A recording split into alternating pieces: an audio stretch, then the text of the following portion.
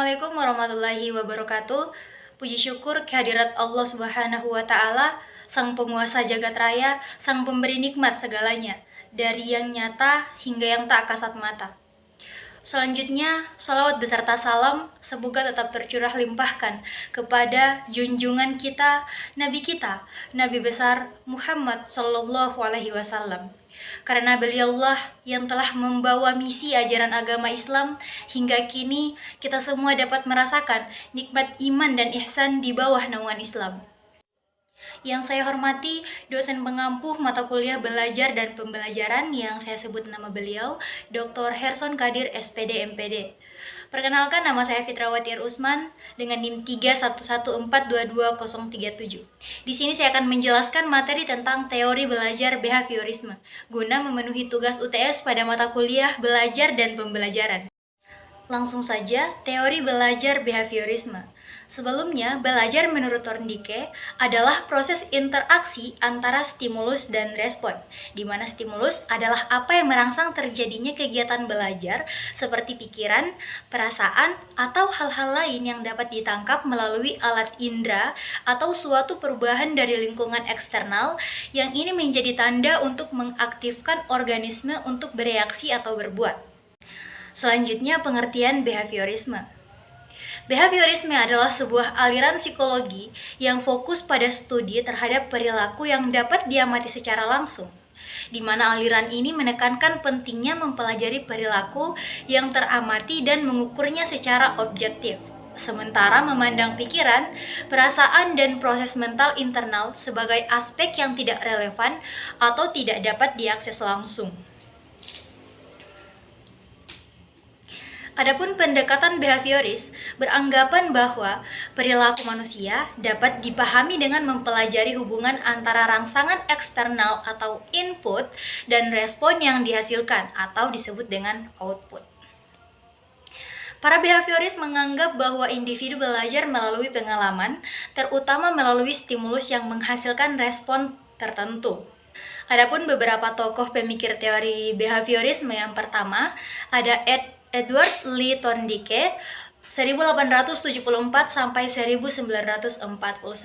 Menurutnya, belajar adalah proses interaksi antara stimulus dan respon, di mana stimulus adalah apa yang merangsang terjadinya kegiatan belajar seperti pikiran, perasaan, atau hal-hal yang dapat ditangkap melalui alat indera atau suatu perubahan dari lingkungan eksternal yang ini menjadi tanda untuk mengaktifkan organisme untuk bereaksi atau berbuat. Sedangkan respon adalah reaksi yang dimunculkan peserta didik ketika belajar yang dapat pula berupa pikiran, perasaan, atau gerakan ataupun tindakan. Dalam hal ini, akibat adanya rangsangan. Selanjutnya ada menurut Ivan Petrovich Pavlov 1849 sampai 1936. Klasik conditioning. Pengkondisian atau persyaratan klasik adalah proses yang ditemukan Pavlov melalui percobaannya terhadap anjing, di mana perangsangan asli dan netral dipasangkan dengan stimulus bersyarat secara berulang-ulang sehingga memunculkan reaksi yang diinginkan. Mula-mula ia menunjukkan makanan. Ini namanya unconditioning stimulus kepada anjing yang sedang kelaparan dan mengeluarkan air liur. Nah, kemudian Pavlov membunyikan bel yang ini disebut sebagai stimulus yang diteruskan dengan pemberian makanan kepada anjing. Selanjutnya ada menurut Bernhard Frederick Skinner 1904 sampai 1990. Konsep-konsep yang dikemukakan Skinner tentang belajar lebih mengungguli konsep para tokoh sebelumnya, di mana ia mampu menjelaskan konsep belajar secara sederhana, namun lebih komprehensif. Menurut Skinner, hubungan antara stimulus oleh tokoh-tokoh sebelumnya, menurutnya respon yang diterima seseorang tidak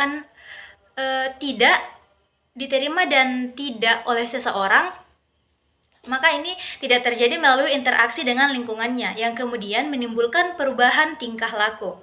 Tidaklah sederhana yang dikemukakan sesederhana itu, karena stimulus-stimulus yang diberikan saling berinteraksi, dan interaksi antar stimulus itu akan mempengaruhi respon yang dihasilkan. Adapun beberapa tokoh lainnya yang juga terkenal pada teori behaviorisme ini, ada Edwin Ray Guthrie, John Watson, Clark L. Hull, Albert Bandura. Berbicara terkait behaviorisme, teori ini memiliki keunggulan dalam mengukur dan mengobservasi perilaku secara objektif, serta dapat menggeneralisasikan prinsip-prinsip pembelajaran kepada populasi yang lebih luas. Namun, aliran ini juga mendapat kritik karena dianggap terlalu sempit dalam memahami kehidupan psikologi manusia, karena dianggap mengabaikan proses mental internal dan pengaruhnya terhadap perilaku. Selanjutnya saya akan menjelaskan tentang konsep dasar dari teori behaviorisme. Konsep dasar dari teori behaviorisme adalah bahwa setiap perilaku dapat dijelaskan, diprediksi, dan dikontrol melalui pengalaman dan belajar. Oleh karena itu, behavioris berpendapat bahwa perilaku yang tidak diinginkan dapat diubah melalui pengalaman belajar yang tepat. Selanjutnya ada prinsip-prinsip belajar behaviorisme. Dalam teori behaviorisme melibatkan konsep pembelajaran yang didasarkan pada stimulus dan respon, serta pemahaman bahwa perilaku dipengaruhi oleh konsekuensi yang mengikuti perilaku tersebut. Berikut adalah beberapa prinsip utama dalam behaviorisme. Yang pertama, asosiasi stimulus dan respons. Prinsip ini menyatakan bahwa belajar terjadi melalui asosiasi antara stimulus yang dihadapi individu dan respon yang dihasilkan. Maka ketika stimulus tertentu muncul, individu merespons dengan perilaku tertentu. Pembelajaran melalui penguatan, ini adalah prinsip kedua, atau reinforcement.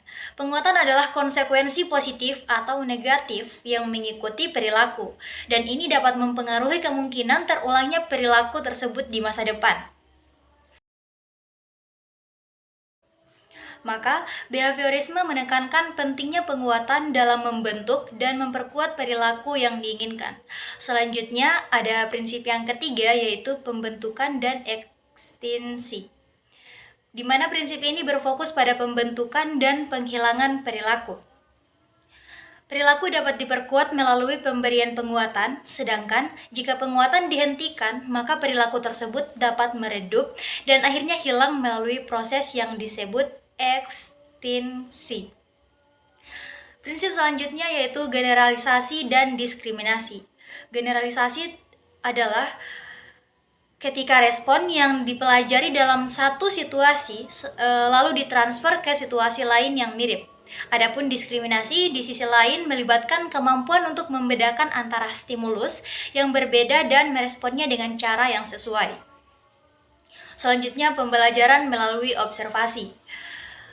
Behaviorisme juga mengakui pembelajaran melalui pengamatan, dan individu dapat belajar dari model atau orang lain dengan mengamati perilaku mereka dan konsekuensinya.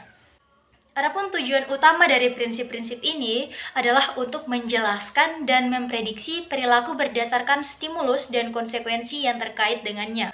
Contoh penerapan teori behaviorisme atau conditioning operant, di mana seorang orang tua memberikan pujian kepada anak mereka setelah anak mereka membersihkan kamar dengan rapi.